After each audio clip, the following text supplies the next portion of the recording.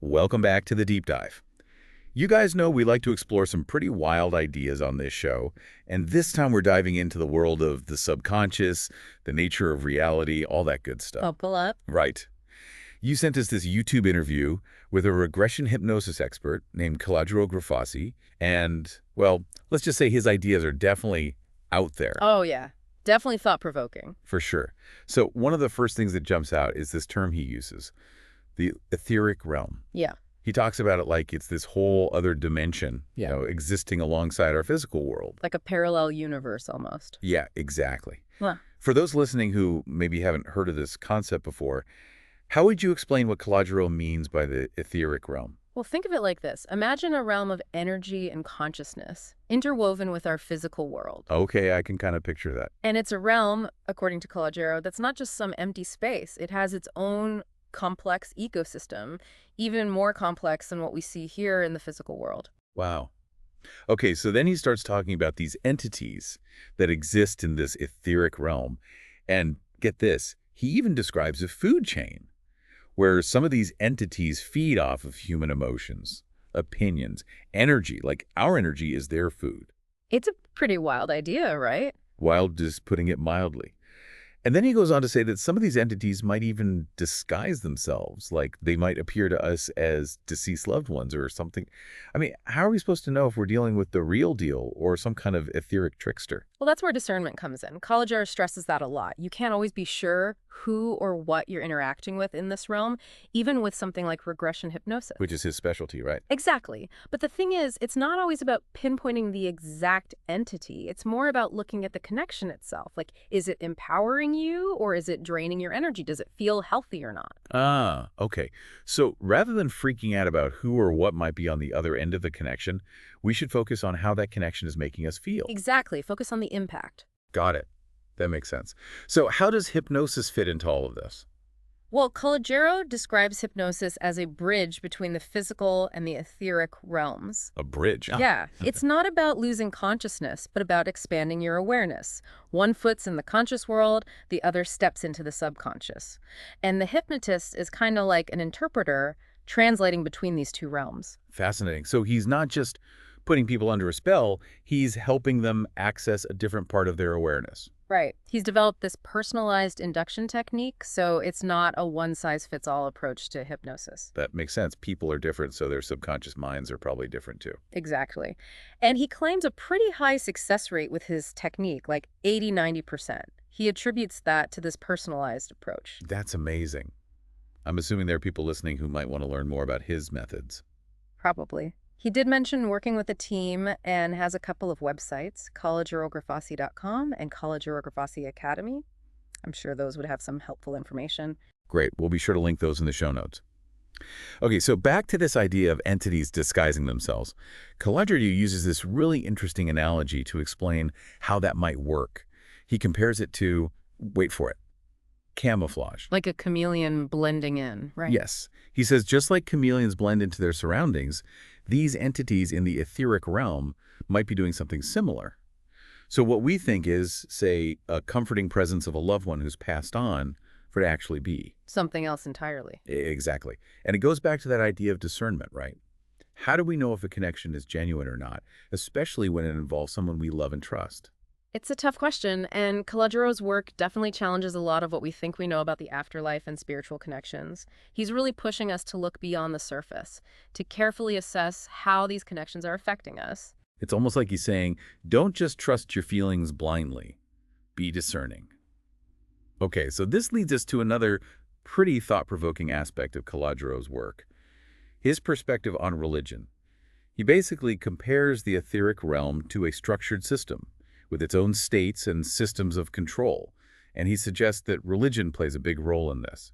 Right. He actually goes so far as to say that religion could be a tool for control and even manipulation within this etheric realm. It's a pretty bold statement. Definitely challenges how most people view religion. So what's he getting at? Well, he draws this parallel between the etheric realm and the political systems we have here in the physical world.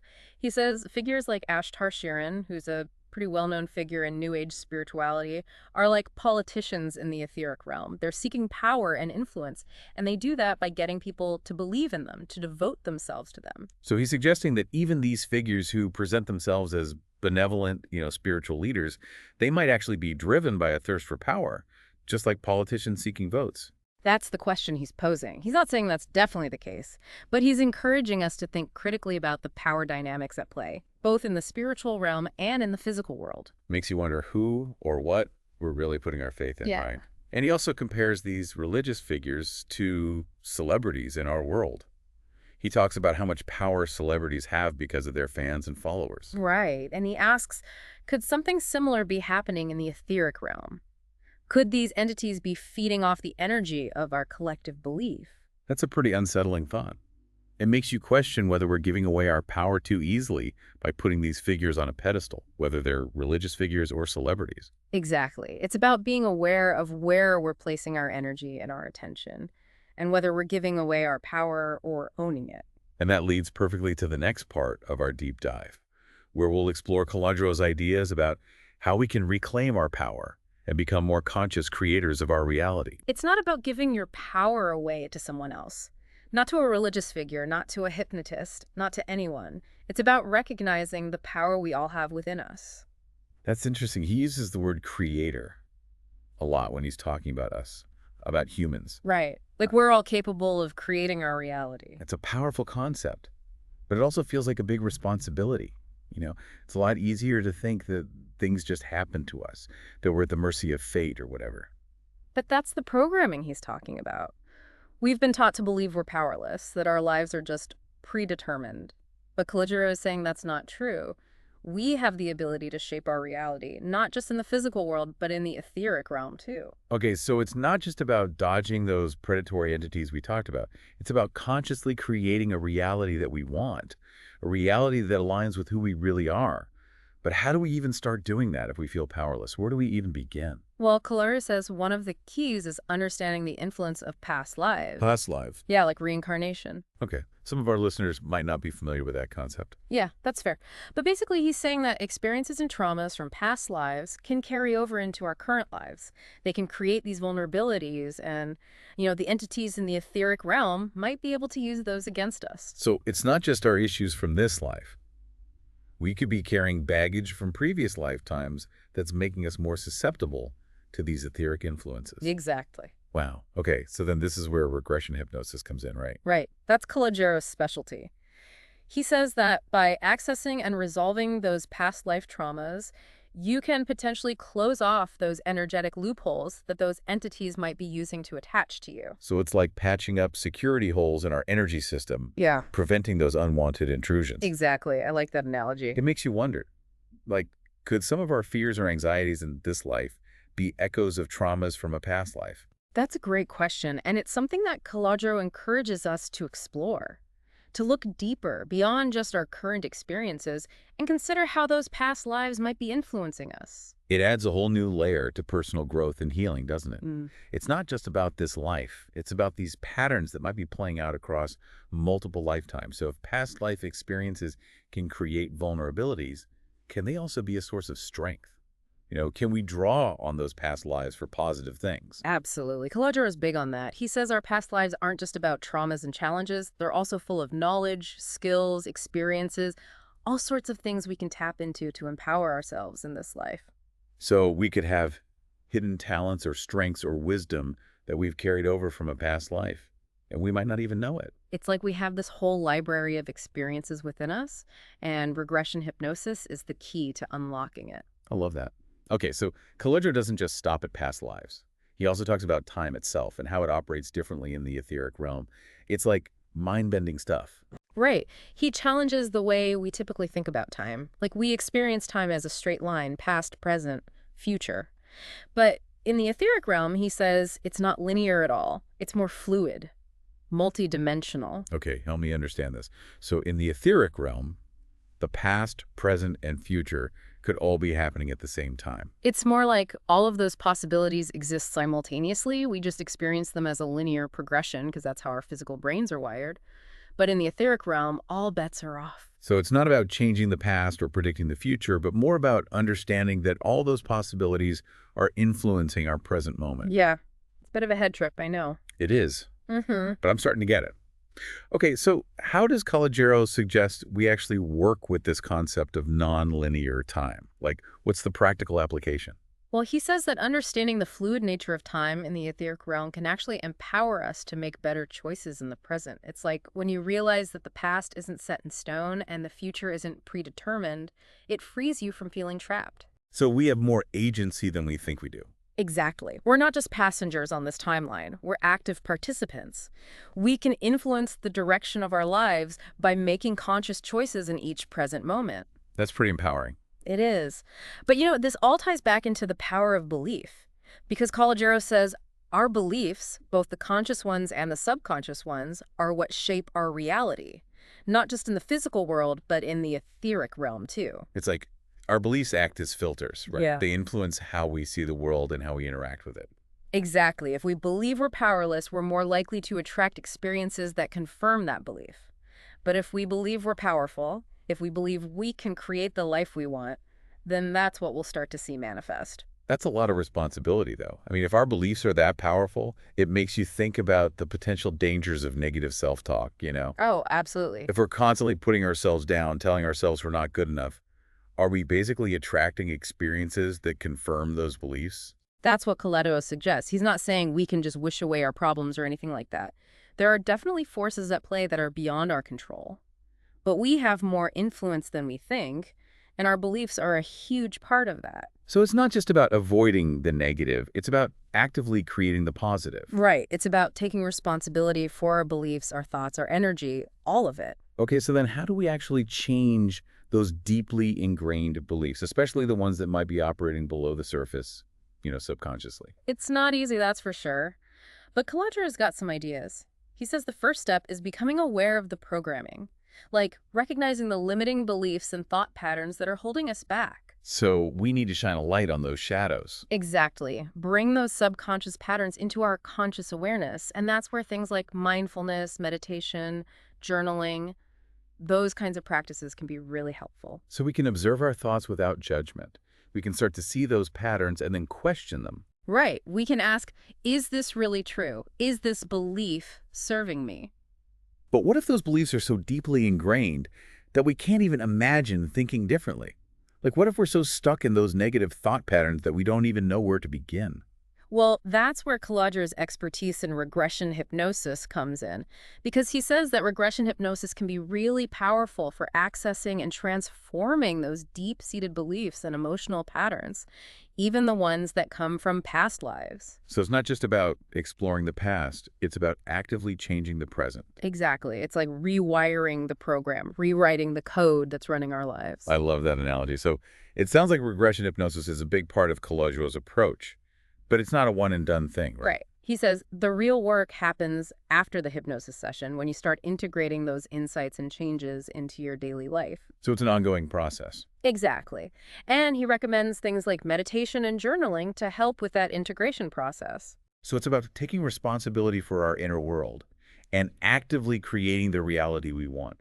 I'm really starting to see how all of these pieces fit together. Yeah, it's a lot to take in, but it's also incredibly empowering. It is, but it's also a lot of responsibility. Absolutely. So Calogero's message isn't about quick fixes or easy solutions. No, it's about a fundamental shift in consciousness. It's about recognizing our inherent power and taking responsibility for the reality we create. Instead of blaming other people or circumstances for our problems, we start to see that we have the power to choose a different path, to create a different reality. But how do we actually develop the awareness and the skills to do that? Well, that's a great question, and it leads perfectly into the next part of our deep dive, where we'll explore some of the specific strategies Calogero recommends for developing our awareness, changing our beliefs, and harnessing our power to shape our reality. I'm really looking forward to that. This conversation is already making me rethink so much about how I see the world and my place in it. What about you? What's standing out to you so far? What really strikes me is Calogero's emphasis on interconnectedness. He's not just talking about the connection between our physical and etheric selves, but also the connection between our past, present, and future, and the connection between all beings. It's like we're all part of this vast web of consciousness. It's a beautiful way to look at it. Thoughts, no? And it's a perspective that I think a lot of people are craving right now, especially with all the division and isolation in the world. I agree. It reminds us that we're not alone. We're all in this together. And we have the power to create something better, something more beautiful, something more loving. All right, so we're back and ready to keep going with this deep dive into CALOGERO GRIFASI's work. I don't know about you, but my brain is definitely doing some gymnastics right now. Yeah, he throws a lot at you. From etheric realms to past lives to the power of belief. It's a lot to wrap your head around. Seriously, but before the break, we were getting into this idea that our beliefs actually shape our reality. Like if you constantly tell yourself you're powerless, you're going to end up in situations that prove you right. Right, and he says a lot of that comes from, early childhood stuff. Or just cultural conditioning, societal norms, all those things that tell us we're limited, that our lives are just kind of predetermined. So it's not just these etheric entities messing with us. It's the stuff we've internalized throughout our lives that keeps us from seeing our own power. Exactly. Like we've got these voices in our heads that whisper doubts and fears, telling us we're not good enough, not smart enough, not worthy of happiness. Yeah, I know those voices. It's like we're all actors in a play, but we never stop to question if we could rewrite the script.